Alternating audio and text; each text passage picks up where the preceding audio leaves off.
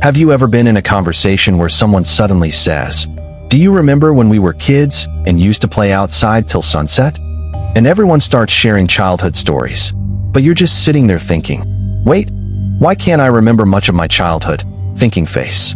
Maybe you remember one or two random moments, like a birthday cake, a school uniform, or that one time you cried because someone took your toy.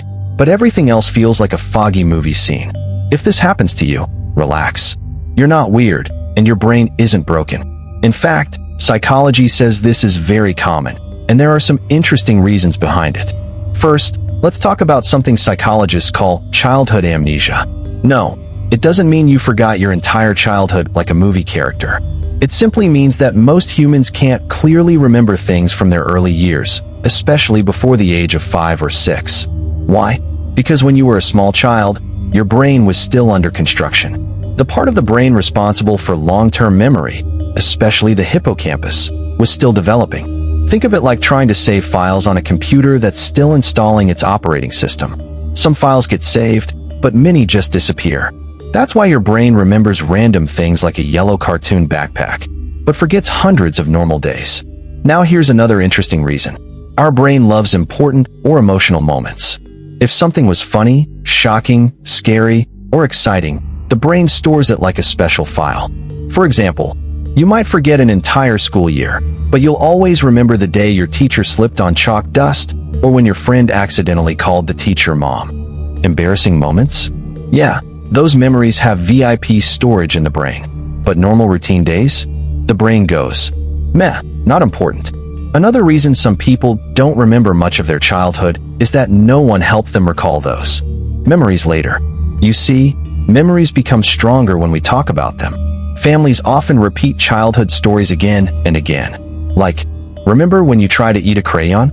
Remember when you cried on your first school day? If those stories keep coming up, your brain holds on to them.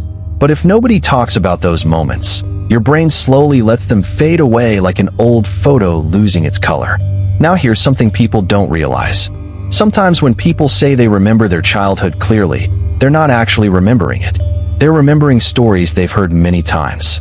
Your parents told the story, your relatives repeated it, you saw the pictures, and slowly your brain created a movie version of that memory. So technically, your brain became a story editor. And there's one more interesting possibility. Some people who don't remember much of their childhood are simply very focused on the present and the future. Their brain is busy processing current life instead of replaying old memories. Think of it like this. Some people love scrolling through their old photo gallery all day. Others are busy taking new photos every day. Neither is wrong. It's just how different minds work. And honestly, memories can be strange. You might not remember your entire childhood, but suddenly one random smell, a song, or a place can unlock a forgotten memory like a hidden door. One moment you're walking past a bakery, and suddenly you remember being 5 years old eating sweets after school. The brain is full of surprises like that. So if your childhood memories feel blurry, don't worry about it too much. Your past may not always be clear, but every day you're creating new memories that your future self might laugh about. And who knows, maybe 10 years from now you'll randomly remember watching this video and think, wait, this was the moment I learned why my childhood memories are so confusing.